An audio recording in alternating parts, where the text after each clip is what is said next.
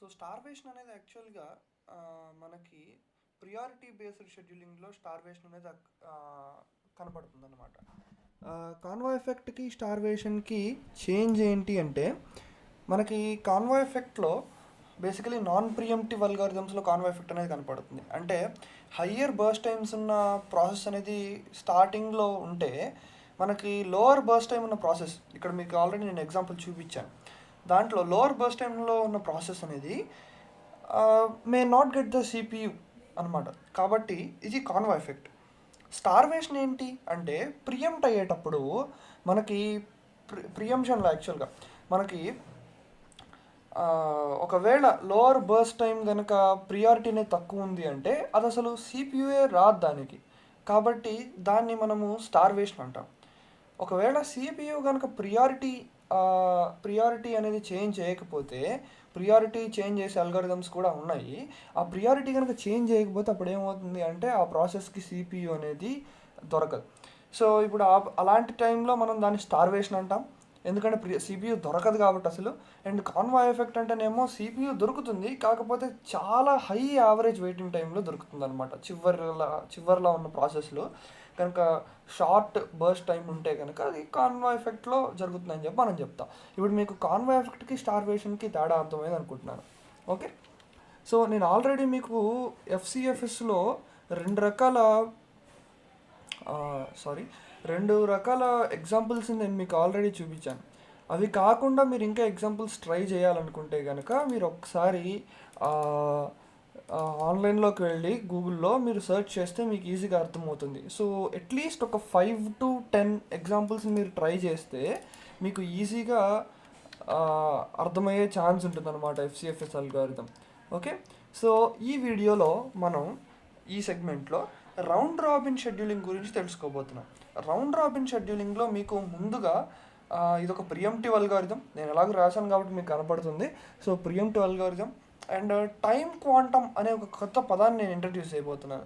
జాగ్రత్తగా వినండి. Time quantum అంటే ఏం లేదు, జస్ట్ ఒక పార్ట్ ఆఫ్ ఒక segment of time which remains constant అని చెప్పి అనుకోండి.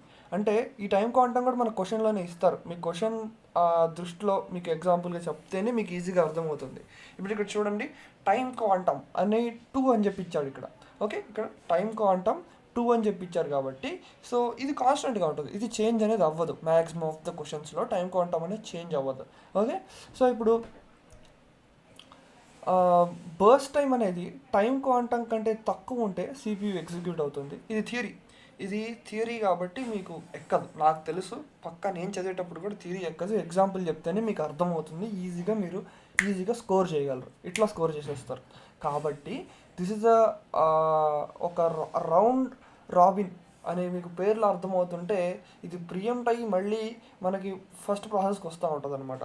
సో ఇక్కడ మీకు నేను ప్రీవియస్ దాంట్లో ఎఫ్సిఎఫ్ఎస్లో చెప్పినట్టుగా మీకు అక్కడ రెడీ క్యూ అనేది చాలా బాగా ఉపయోగపడుతుంది. ఈ రెడీ క్యూ అనేది మీరు కనుక యూజ్ చేయటం వస్తే మీరు ఏ షెడ్యూలింగ్ అల్గారిథం అయినా జస్ట్ మీకు ఇలా తెలుసుకొని మీరు ఈజీగా చేసేయచ్చు అనమాట.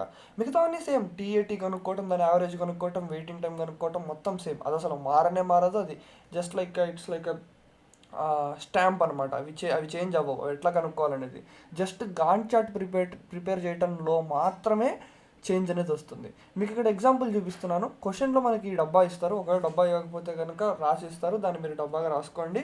సో ఇక్కడ మీరు చూస్తే ఫస్ట్ ఈ బాక్స్ ఏదైతే ఉందో ఈ బాక్స్లో arrival time, burst time or processing time అనేది మనకి ఇస్తారని నేను మీకు ఆల్రెడీ ఎఫ్సిఎఫ్ఎస్లో చెప్పాను.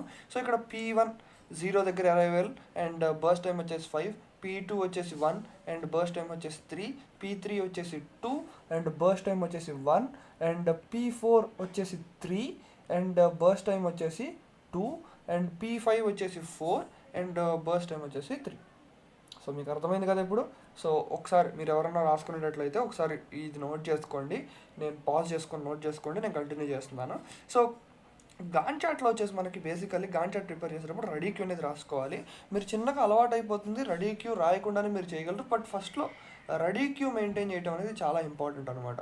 ఇక్కడ ఒకే లైన్లో సరిపోవేమో అని చెప్పి నేను 2 లైన్లు ప్రిపేర్ చేస్తున్నాను. కాకపోతే మీరు ఒకే లైన్లో రాసుకుంటే కన్ఫ్యూజన్ లేకుండా ఉంటుందన్నమాట. సో ఫస్ట్ 0 దగ్గర నాకు ఏమొచ్చింది, P1 వచ్చింది. దీని ముందు ఏం లేవు కాబట్టి నేను గాంట్ చార్ట్లో ఇక్కడ P1 రాసేసాను. ఓకే, కానీ ఇప్పుడు P1 బర్స్ట్ టైం ఎంత ఉందండి? 5 ఉంది. వినండి, 5 ఉంది బర్స్ట్ టైం. టైం క్వాంటమ్ ఎంత ఉంది? 2 ఉంది. సో బర్స్ట్ టైం 5 ఉంది, టైం క్వాంటమ్ 2 ఉంది. సో 2 కంటే ఎక్కువ మీరు ఎగ్జిక్యూట్ చేయలేరు. చాలా సింపుల్ టెక్నిక్ ఇది, చాలా సింపుల్ టెక్నిక్. 2 కంటే మీరు ఒక ప్రాసెస్కి ఎక్కువ టైం ఒకేసారి ఇవ్వలేరు. 2 కంటే టైం క్వాంటమ్ కంటే ఒక ప్రాసెస్కి ఎక్కువ టైం మీరు ఒకేసారి ఇవ్వలేరు. ఓకే, సో అది గుర్తుపెట్టుకోవాల్సింది మీరు. సో ఇక్కడ మీరు చూస్తే కనుక నేనేం చేశాను, ఇక్కడ P1 నుంచి P2కి ఓన్లీ 2 ఉంది.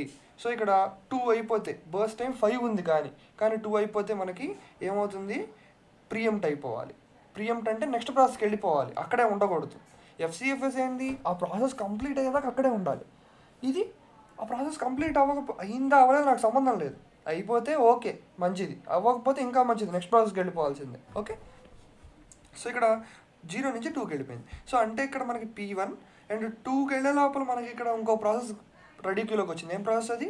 P2. సో చూసారు ఇక్కడ చూడండి మీరు, P2 అనేది మనకి రెడీ క్యూలోకి వచ్చింది. కాబట్టి ఇక్కడ మనం P2 రాస్తున్నాం రెడీ క్యూలో. P2 నెక్స్ట్ ప్రాసెస్ అనమాట. సో P1 ఎగ్జిక్యూట్ అయిపోయింది కాబట్టి P1 మీరు ఇలా స్ట్రైక్ ఆఫ్ చేసుకోండి. నెక్స్ట్ ఏముంది? P2 ఉంది. అండ్ P1 ఇప్పుడు ఏమైంది? ప్రియంప్ట్ అయింది. అర్థమైందా? P1 ప్రియంప్ట్ అయింది. కానీ ప్రియంప్ట్ అయ్యే లోపలే ఇక్కడ 1, 2 దగ్గర మనకి P2, P3 వచ్చాయి. ఓకే, 1, 2 దగ్గర మనకి P2, P3 వచ్చాయి. అండ్ P3 అనేది ప్రియంప్ట్ అయింది. సో ఇద్దరు ఇట్లా లైక్ P3, P1 ఎట్లయినా రాసుకోవచ్చు, ఎందుకంటే రెడీ క్యూలో మీకు అక్కడ కొలిజన్ వస్తుంది. ఆ కొలిజన్ ఎలా క్లియర్ చేయాలి అనేది ఇప్పుడు మీకు ఇప్పుడు ఎవరైతే ఫస్ట్ నుంచి జాగ్రత్తగా వింటారో వాళ్ళకి అర్థమై ఉంటుంది. 2 దగ్గర ఆల్రెడీ P3 కూడా వచ్చేసింది కాబట్టి మనం P3 కూడా రాసుకోవాలి ఇక్కడ. అర్థమైందా? P3 కూడా రాసుకోవాలి. ఇప్పుడు P1 ప్రియంప్ట్ అయింది కాబట్టి ఇక్కడ ప్రియంప్ట్ అయింది. ఓకే, సో ఇప్పుడు P2 నెక్స్ట్ వచ్చింది. సో P2 నేను ఎగ్జిక్యూషన్లో రాస్తున్నాను కాబట్టి P2 కొట్టేస్తున్నాను. ఇక్కడ ఎంత? 3 ఉంది. ఇక్కడ P2 యొక్క బర్స్ట్ టైం ఎంత ఉంది? 3 ఉంది. కానీ టైం క్వాంటమ్ ఎంత ఉంది మనకి? ఓన్లీ 2 మాత్రమే ఉంది. కాబట్టి 2 to 4 రాస్తాము. అండ్ P2కి ఇంకా ఎంత మిగిలింది? 1 అనేది మిగిలింది కాబట్టి పైన రాసుకుంటాను నేను. ఓకే, 1 మిగిలింది. సో ఇప్పుడు నెక్స్ట్ లైన్లో ఎవరున్నారండి? ఇప్పుడు P2 ఆల్రెడీ ప్రియంప్ట్ అయింది కదా. సో నెక్స్ట్ లైన్లోకి మనం P2 రాయాలి. కానీ దానికంటే ముందు 2 నుంచి 4 లోపల ఎవరెవరు వచ్చారో వాళ్ళు రాసుకోవాలి. P3 అండ్ 2 నుంచి 4 లోపల మనకి P4, P5 వీళ్ళిద్దరు వచ్చారు. ఓకే, P1, P3 ఎక్స్చేంజ్ చేసి రాసుకోవచ్చు, ఎందుకంటే P3, P1 రెండు 2 దగ్గర ప్రియంప్ట్ అవుతున్నాయి. అండ్ ఇక్కడ కూడా అదే కేసు వస్తుంది, అది మీ ఇష్టం. నెక్స్ట్ P2 రాసుకోవచ్చు. ఓకే, సో ఇలాగ మనం కంప్లీట్ చేయాల్సి ఉంటుంది గాంట్ చార్ట్ అనేది. ఓకే, ఇలాగా. సో ఇది ఎక్స్ప్లెయిన్ చేస్తాను కంప్లీట్గా. నెక్స్ట్ P3 వచ్చింది. అండ్ P3 1 ఉంది కదా, టైం క్వాంటమ్ కంటే తక్కువే ఉంది కదా, కాబట్టి ఇక్కడ నేను 5 రాశాను. దానికంటే ఎక్కువ వెళ్ళకూడదు, తక్కువ అయితే కనుక కంప్లీట్ చేసి పక్కన పడేయచ్చు ప్రాసెస్ని. ఓకే, సో P3 అనేది కంప్లీట్ అయిపోయింది. ఇట్లా చిన్న ఇంటూ మార్క్ పెట్టుకోండి ఇక్కడ మీరు.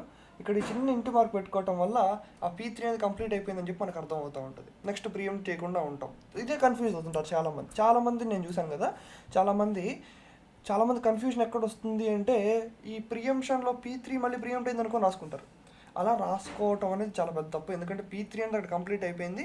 ఇక్కడ 0 అని రాసుకోండి, అయితే మీ ఇష్టం, 0 అని రాసుకోండి. ఓకే, సో నెక్స్ట్ P1 ఉంది లైన్లో. ఇక్కడ మీరు P1 చూసారు కదా లైన్లో, సో P1 కొట్టేసుకుంటాం.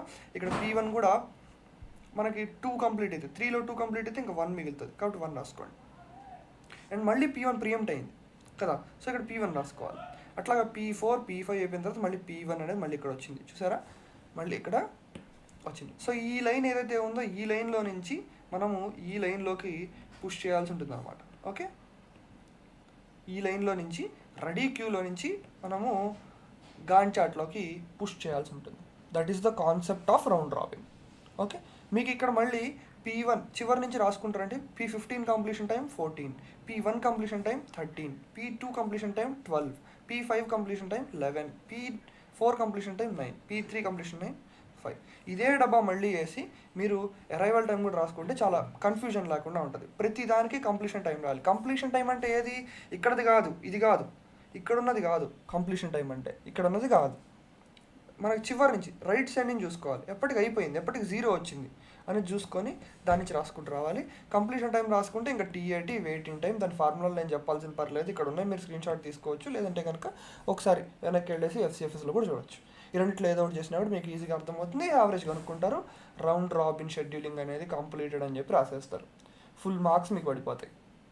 ఆలోచించాల్సిన పని లేదు. కాకపోతే ఇక్కడ మీరు మిస్టేక్ ఎక్కడ చేయకూడదంటే రెడీ క్యూలో కనుక మీరు చిన్న మిస్టేక్ చేసినా కూడా చాలా పెద్ద ఇష్యూ వస్తుంది.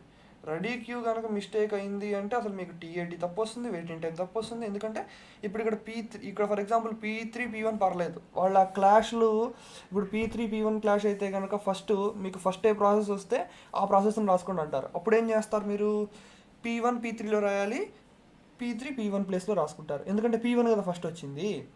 కాబట్టి ఇలాగ మీరు ఆలోచించుకొని రౌండ్ రాబిన్ షెడ్యూలింగ్ చేసుకోవాలి. మీకు అర్థమైంది అనుకుంటున్నాను. అర్థం కాకపోతే కనుక ఒకసారి మళ్ళీ చూడండి. Round robin is a very much used in the real లైఫ్లో ఎక్కువగా చాలా చోట్ల మనం రౌండ్ రాబిన్ యూజ్ చేస్తాం. కాబట్టి చాలా very important algorithm round robin అనేది. కాబట్టి మీరు ఒకసారి రౌండ్ రాబిన్ షెడ్యూలింగ్ ఒకసారి చూసుకోండి. అండ్ నెక్స్ట్ FCFS కూడా మీకు అర్థం కాకపోతే ఒకసారి చూడండి. FCFS బేసికల్లీ చాలా ఎగ్జామ్స్లో FCFS అడుగుతారు, ఎందుకంటే FCFS is the starting stage కాబట్టి. అంటే మీకు సెమ్ ఎగ్జామ్స్లో అడగకపోవచ్చు, కాకపోతే లైక్ యూనిట్స్ ఉంటాయి కదా, ఫర్ లైక్ మిడ్స్లో కానివ్వండి, వీటిలో FCFS కూడా అడగచ్చు. సెమ్ ఎగ్జామ్స్లో రౌండ్ రాబిన్ కానివ్వండి, SJTF SRTF అని ఉంటాయి, ఇంకా వాటన్నిటి గురించి కూడా మాట్లాడుకుందాం. వాటి గురించి ఎక్కువగా అడుగుతుంటారు అనమాట. మీకు అర్థమైంది అనుకుంటున్నాను. అర్థమైతే thank you for watching. Meet in the next video.